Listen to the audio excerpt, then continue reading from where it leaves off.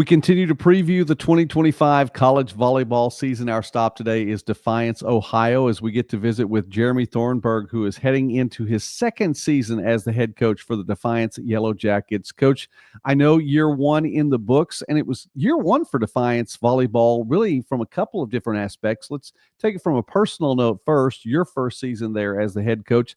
Tell us a little bit about taking over the program. Yeah, I mean, I was super excited because, I had been in the college game for years and years, and then after COVID, kind of got in the club scene for a little bit. Just needed a change of pace. I think everybody needed a little change after all that, and I really wanted to get back into the college game, and I think Defiance checked all the boxes that I was seeking out. It had a program that I could really put my mark on. They were transitioning to NAIA, which was super exciting, and I looked at it as an opportunity and not a challenge, just an opportunity. And I had a great administration that I knew was going to support us as we kind of went through this transition. And I also didn't have to move away from home, so it was kind of one of those things that it checked all those wonderful boxes. And once I met with Tiffany, our athletic director, I knew that was the place I wanted to be. So yeah, it was a big change and a lot of changes for our student athletes. But I think they weathered the storm, and now we're out on the other side and continuing to get better. Absolutely. Well, they were Division III, which I know that you're familiar with D3 as well in your time coaching. But making that move to the NAI, it's a different look. Although the first look for you, how did it go? 2024, 11-23, 5-13 in conference play over the course of the season. Tell us a little bit about last year. Yeah, I mean, I think we started off with a schedule that was, I wouldn't say not as tough as I assumed, but some games for us to get our feet wet more than anything. I don't think our team, especially the returners, didn't know what to expect. So it was one of those. I wanted to make sure that we had opponents that would challenge us, but also give us opportunities to win. And I think we started off really well. And then we kind of went into the buzzsaw at the beginning of the season with conference, and it definitely showed. I think I give credit to our team because if you know the WAC, we go against an Indiana Tech, and then we go against an Aquinas, and then we go against a Cornerstone, and then we go. I mean, it's just you don't really get a deep breath very often, and so I was really proud of them and their fight, and also we learned a lot. And if you look, we had I don't know how many 5-set matches. I forget, it was I think it was 10 or 11 5-set matches, and I think those will turn into wins as we get more familiar with the conference and as we get more familiar with each other. We had a lot of new pieces last year, and we're going to have a lot of new ones again this year. So I'm really optimistic, and I think our team is as well, because I think there's no more no more surprises. We know what to expect. We saw some of the best teams in the country playing. So now they're looking at it as a challenge and an opportunity, and I think they're all ready to get back on campus as we speak. It looks like it could be a nice blend of new players coming in and then some that are returning that are familiar not only with the conference play under you, but your coaching in particular. Yeah. And one of those returning as a junior this year, Gabby Rodriguez, coming back. She had an all-conference season last year for you, and she'll be one of your leaders from the outside. Tell us a little bit about the offense. Yeah, I mean, since I got on campus, our goal was to speed up the offense. Like you said, a little bit of my background. I come from the men's volleyball world, and so it is score points. How can we score points? And a faster offense does that. And so we really spent some time with our setters trying to speed up that offense, and then bringing in hitters that can actually produce in that offense. I've been truly fortunate in the last, I don't know how many years, to coach Gabby Rodriguez and, Cheney Broadbeck also, who's on one of the returners. I was fortunate to coach them in club. So, I had a history with them. And I think that also showed in her level of play, and, it showed that she trusted me and what I was trying to do. And so, sometimes she just blindly went in, and, she played right side for us all season, and she is not a natural right side, but she knew that was where she could benefit the team the best. And so it was one of those, she did whatever I asked her to do, and I can't thank her enough for that. But I know she's really wanting and hungry to be on that outside. So we'll see. She again is that true team player, and that coach's dream, of just like, where you want me, coach, I'll do it. in practices threw her in the middle. I mean, she can literally do it all. She played middle for me in club if I needed her to. So yeah, she was rewarded, with on campus in our athletics banquet. She was the newcomer of the year for sports, and so I think she's primed and poised to keep going. And I think the only thing, as you know, is once you get a little recognition, everybody knows who you are. So your Yeah. level of game has to increase. And so she worked a lot on diversifying her offense and her shots, and showing that she can do a little more in the spring. So now it's just getting her here and seeing what she can do. You're exactly right. The target gets a little bit bigger that way when your name starts showing up in your opponent's book and they Yeah. know who you are coming in. But that, as you mentioned, though, I mean, it's a big deal when you have the familiarity that comes with, not just 1 year of being together as a coach and an athlete, but a number of years as well. And so I think there's a lot to that. It's a really good point, Coach. Yeah, I think, coming in as a new coach, it's really hard for athletes to just blindly trust you and say, okay, yeah, you know what you're talking about. And so having her and, Cheney and a couple others who had known me from the club scene really kind of helped get the other was on board. And it wasn't always a quick transition, but it was one of those like, oh, okay, like I now see what he's saying. And we're still not there, but I think we made huge leaps in the fall, and then this spring was I think monumental for our team and learning each other, learning about me. And I think we're just ready to get back and get to work.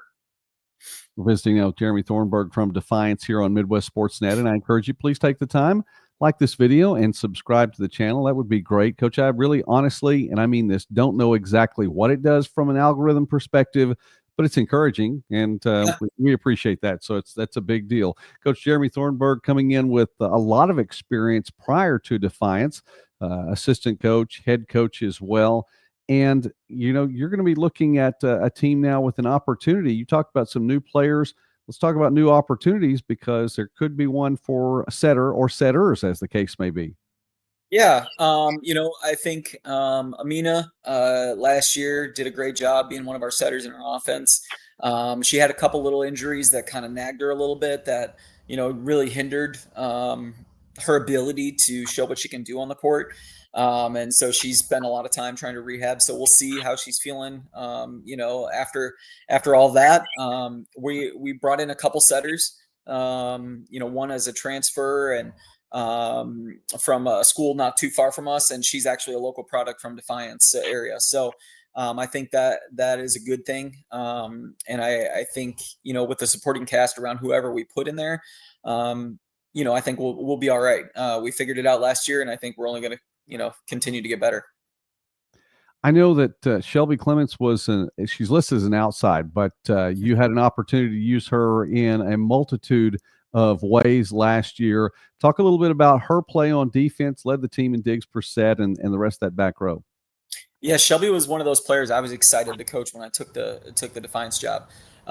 She had a great freshman season, but I knew that her abilities would help our team grow, not just in the aspect of what she can do on the court, because she may be listed as 5'6", but she can play like she's 5'9", 5'10", and she goes out and she's just a smart volleyball player, and one of those natural volleyball players that you ask how they did that or what they did, and they just don't know. They just do it, and so it's kind of fun to play with that, because then when you get her to really think about what she's doing, you can see the wheels turn, and you can see her try to do new things.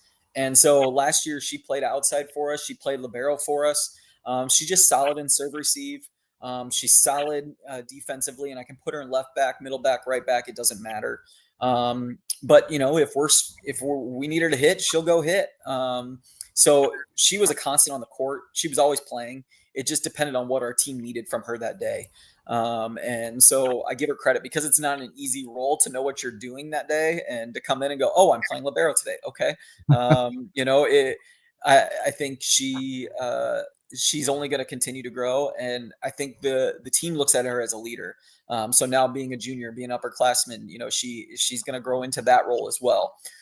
So it'll be fun to kind of coach her as she matures more and more in this game, and we really see what she can do to help this program. Coach, it's been a privilege to get to visit with all of you, all from around the country this summer. And the question for the summer to get to know our coaches a little bit better has been this: favorite 80s song or 80s band? Where does that fall for you?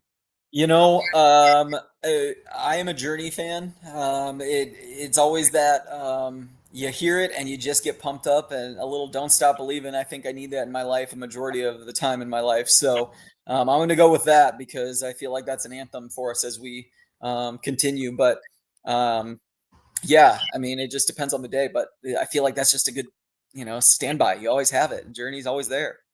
All right. I hate to give away the secrets in June, but I have to tell you that's at the top of my list right there. Yeah. Journey is up there, and there are a number of songs. I think with the Greatest Hits album that came out, and I say album, doesn't that date me? I had it as a cassette. I'm gonna say it. I'm not gonna say it, but yeah. Yeah, it does a little bit, but I had it as a cassette, and I'm pretty sure I wore that out in my car all the way through the late part of the '80s. But yeah, that's a good place to go, Coach. I'm with you on that one. All right, the season is not that far away now. You're looking at just a couple of months from this recording, and you get things started in Indiana, and then again in Indiana before the Wolverine Hoosier Conference gets underway. After that, you mentioned it's a strong conference, tough schedule there. Tell us a little bit about 25. Yeah, I mean, I think we we spent a lot of time in Indiana. It's Fort Wayne, South Bend area, and back to Fort Wayne. And as I told you before, it's one of those, if we can get quality opponents and not travel as far, I think it just helps as our team really focuses on the beginning of season and getting their feet wet academically. I mean, I will toot this horn all day, but we were the top GPA in the entire athletics department, so our girls take their studies really seriously. So I think it just gives us an opportunity to do that and not to have a bunch of overnights and not to really strain our bodies with the travel. So we go to Fort Wayne, and the Onset Invitational last year was a great eye opener for us on the talent, not just from the Midwest, but from around the country. So we've got some quality opponents there, and then we head up to Bethel area, which Bethel NAIA USB, which I actually grew up in Mishawaka and South Bend. So for me, it's kind of a nice little homecoming to have family and to also play some really high level competition. And then we're back to Fort Wayne, and at Indiana Tech, and he's got some great opponents coming there, and I couldn't pass up the opportunity. So I think it'll be a good opportunity for us to really, as I talked about, push our offense a little bit and see what we're capable of, and opportunities to fail forward. The only way you get better is by trying things and maybe not always working out, which is tough for this generation. But I think it'll give us an opportunity to really show everybody that we've made some improvements and to not sleep on us. So. All right. Well, good luck this season. We're going to follow Thank the you. Yellow Jackets through the season too, and I hope that you enjoy getting to have your family get to watch a little bit as well too. That's always a privilege. Coach Jeremy Thornburg, Great. thank you very much, sir, for taking time with us today as we preview 2025 here on Midwest Sports Net. We appreciate it. Thank you very much for having me. I appreciate it.